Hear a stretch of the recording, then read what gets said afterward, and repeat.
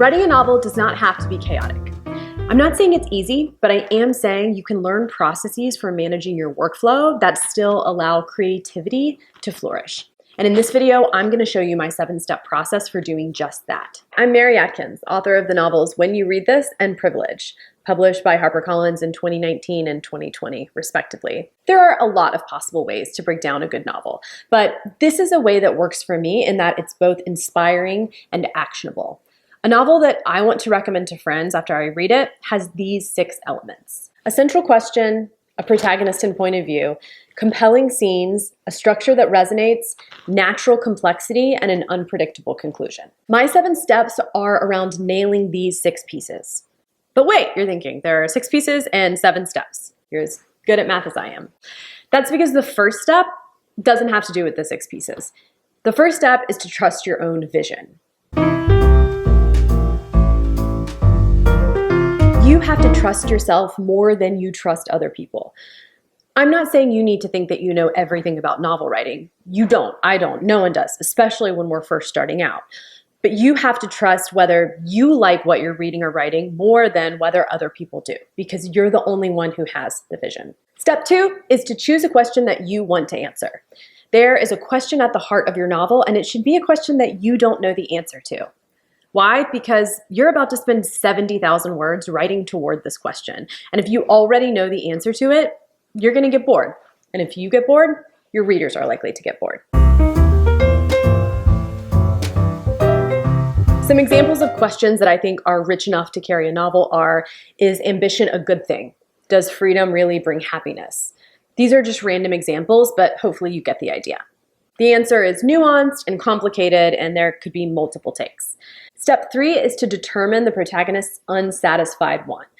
This is really important for making sure that your story has an engine from page 1.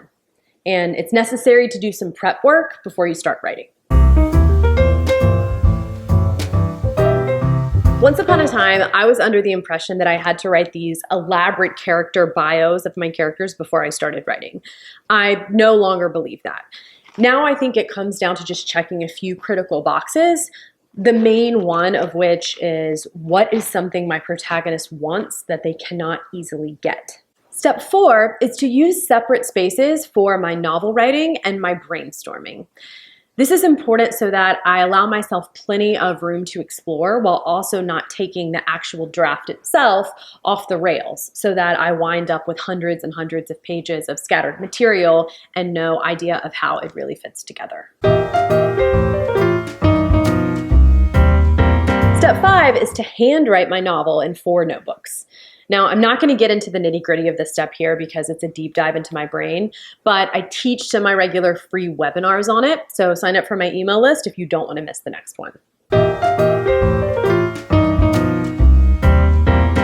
Step 6 is to overcome resistance by preparing to face it. Resistance is the inevitable internal pushback whenever we try to bring something new into the world. It can have destructive effects on your novel writing, from preventing you from writing at all to leading you to oversimplify it at the expense of its natural complexity, which is one of the key elements of a good novel. Resistance will inevitably come up as you're working. We all face it. And your first line of defense is just to expect it. You will become convinced at some point that you can't finish this novel, you're incapable of it, or you don't have time, or you suddenly need to apply for new jobs. I know when I start looking at job postings on LinkedIn, I'm deep in resistance mode. If you haven't read The War of Art by Steven Pressfield, I highly recommend it. And finally, step 7 is the most fun. It's how we write satisfying endings. The key here is to lean into mystery. You don't want to know how your novel ends, even as the author. Why? Because we as humans are really bad at predicting the future for ourselves. So you bet we're bad at predicting it for our fictional characters. Allowing your characters an epiphany at the end of your novel that surprises even you will ensure that your readers are surprised as well, and perhaps even enchanted. And that's it. If you enjoyed this video, like and subscribe for more writing tips. And let me know in the comments what you'd like me to cover in the future. You can also download my ebook, 5 Tips I Broke to Sell My First Novel, at the link below.